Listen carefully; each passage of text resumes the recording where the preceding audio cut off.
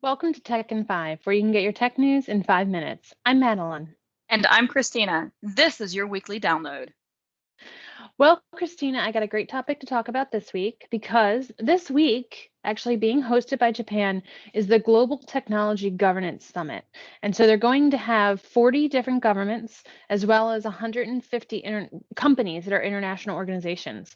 And they're going to talk about the whole idea of governance when it comes to our technology and how we can actually move that across the global standpoint versus just having it developed by every single private industry or the actual governments that we have.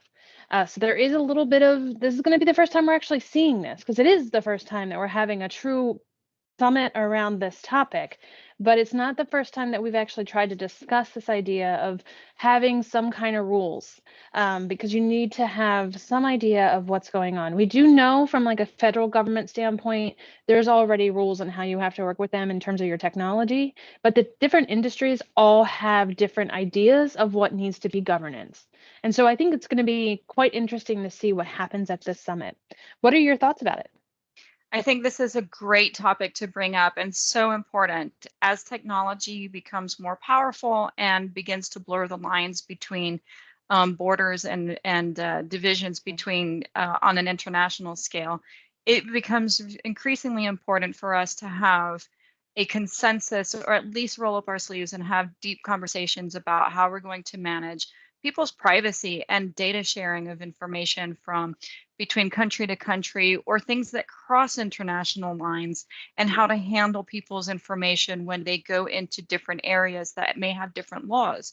It's increasingly important for us to have insight and to establish some guidelines and some laws, rules on how to work with this information and how to protect people while we still further the interest of science, national security, as well as advancement in geospatial exploration. For sure. And what's interesting is that although this is the first time the summit's happening, like I've already said, the UN has come out with some things around cybersecurity, because really what we're seeing is that we don't want countries to actually attack other countries during peacetime. It's kind of this idea of the Digital Geneva Convention, right? What are the rules that stand by? And the UN actually said, you don't want to. The same rules apply as if we were at war.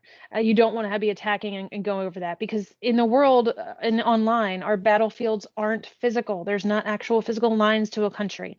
So you really have to be careful about how you're taking your security and how you have these other countries that just might make an attack because they can. And that's not necessarily the right way or the right way to handle things in general. Absolutely. So some of the clients that we work with are from the defense industry, and this conversation comes up a lot. How do we Mhm. how do we have a pulse on what's happening internationally, what's happening on a global scale, perhaps in communications? How do we identify potential threats, whether it's from different types of terrorism, human to human, or whether it's a threat that might be on an environmental scale? How can we still leverage the use of technology using maybe GPS and things that are working from a satellite perspective while we still maintain the privacy of our individual citizens? It's a tough conversation to have, but it's really important. One interesting statistic that I found on this conversation is China. We all have different opinions on how China's handled certain things, but they have actually invested $300 billion into the idea of governance in their country. So it is important to our nations, our leading nations and developing nations, to have this conversation. And so I'm really looking forward to hearing what comes out of this global summit. It's a first time that the leaders get together to discuss. So I think it's a great conversation that we really need to support and pay a lot of attention to.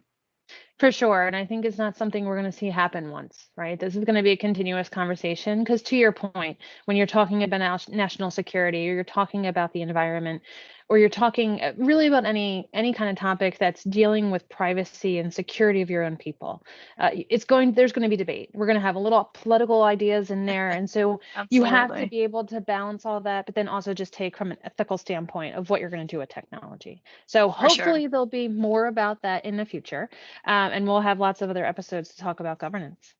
Yes, and I think our next episode is going to talk a little bit more on an individual scale, a little more focused, and on a smaller, instead of global, a little bit of smaller scale.